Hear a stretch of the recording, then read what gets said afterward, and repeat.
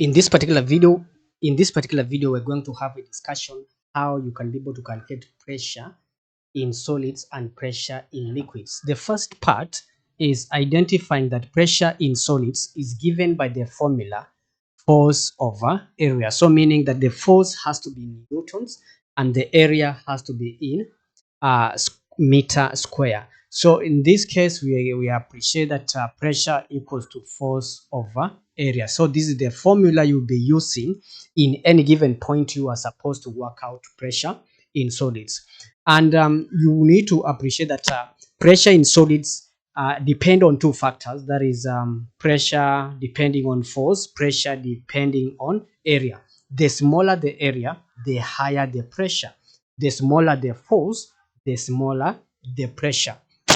So you are going to realize that this is why if a lady who's putting on a high heeled shoes and another person is putting on a closed and flat shoes, this one, because it has a small area,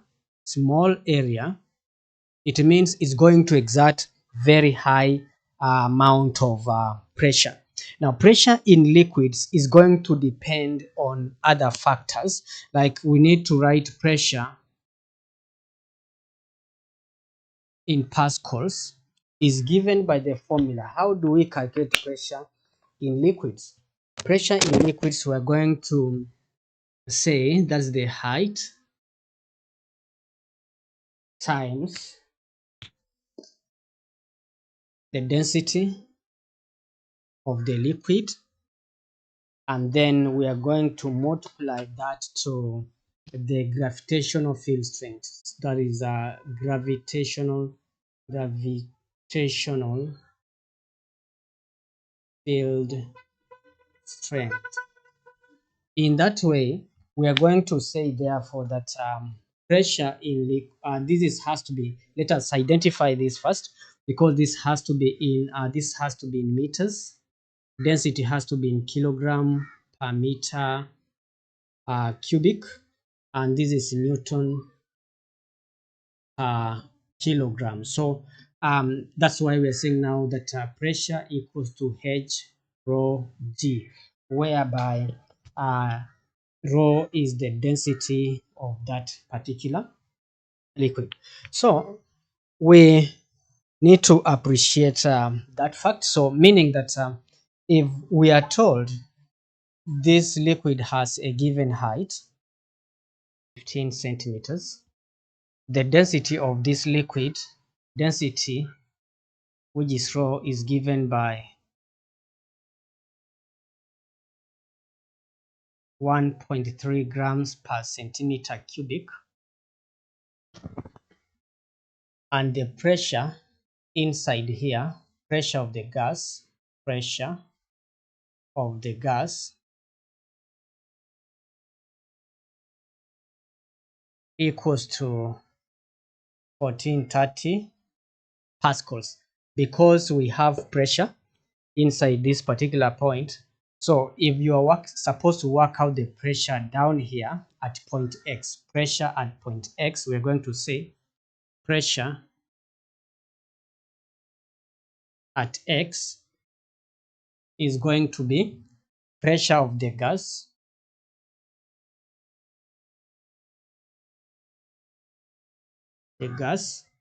plus this pressure of the liquid column, pressure of the liquid column. We're going to say pressure of the gas is, this one was given as 1430 pascals, plus pressure of the liquid column is going to be given by H rho G, height times density times gravity. So which means this is going to translate to 1430 plus height. We are going to convert this to meters by dividing by 100, and therefore that is going to be 0.15 times density. If we convert this density to kilogram per meter cubic, this density, these 2 meters, we are going to divide by 100. So this becomes 0.15 meters. Converting this density to kilogram per meter cubic, you only need to multiply this by 1000, and that becomes 1300 kilogram meter per meter cubic. So our density is 1300 kilogram per meter cubic times G. Our G is a constant. G is a constant, which is usually 10 Newton per kilogram. So that one also you need to remember. So that will mean that times 10 at that given point. So if we multiply all this, let's check the answer we are going to get here, because better.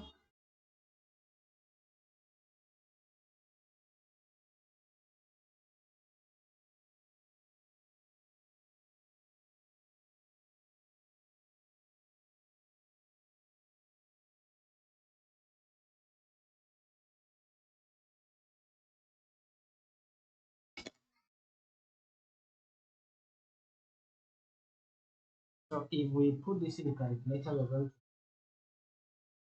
going to 10.15. This is 0.15 times 1300 times 10. This translates to 1950. Pressure of 1950. So this is actually 1430 plus 1950. If we add the two,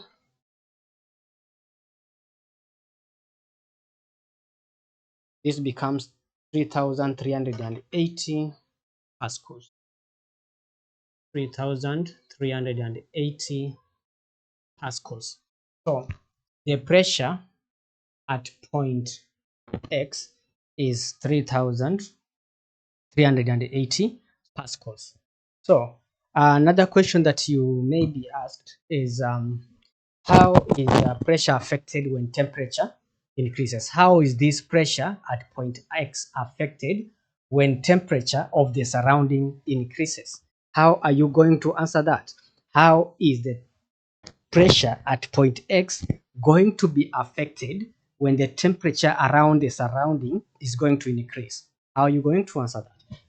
Now remember, we need to understand that here we are having actually gas, and these are just gas particles which constantly move around.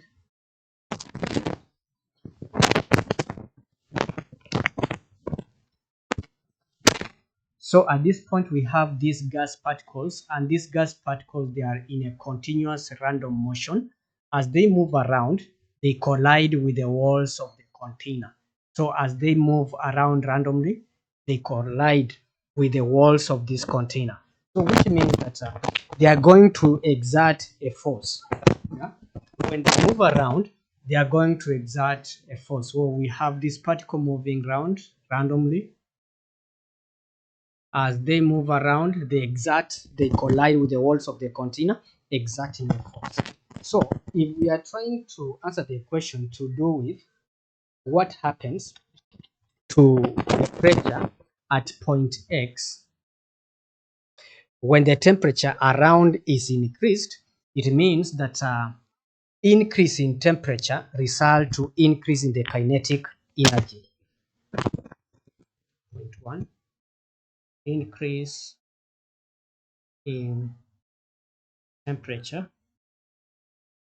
increases kinetic energy of the gas particles. So when the kinetic energy of the gas particles increases, it means they are going to move quite fast, and they are going to collide more often to the walls of the container, exerting a large force, meaning an increase in pressure. And when this pressure increases, it also increases down here, because we said a pressure at point X is actually the pressure of the liquid column plus the pressure of the gas.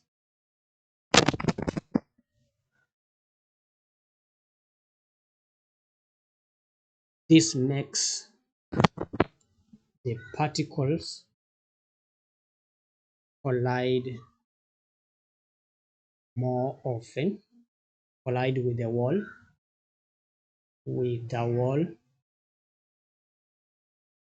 more often, exerting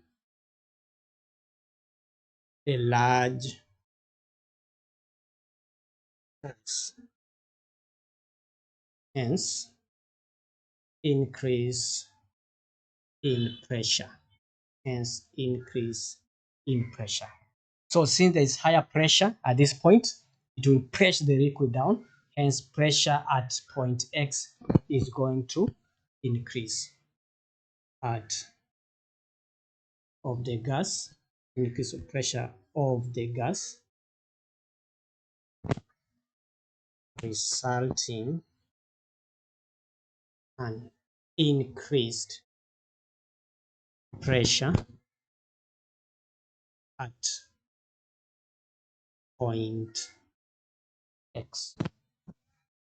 So that's basically what you are supposed to do when you are answering such kind of question.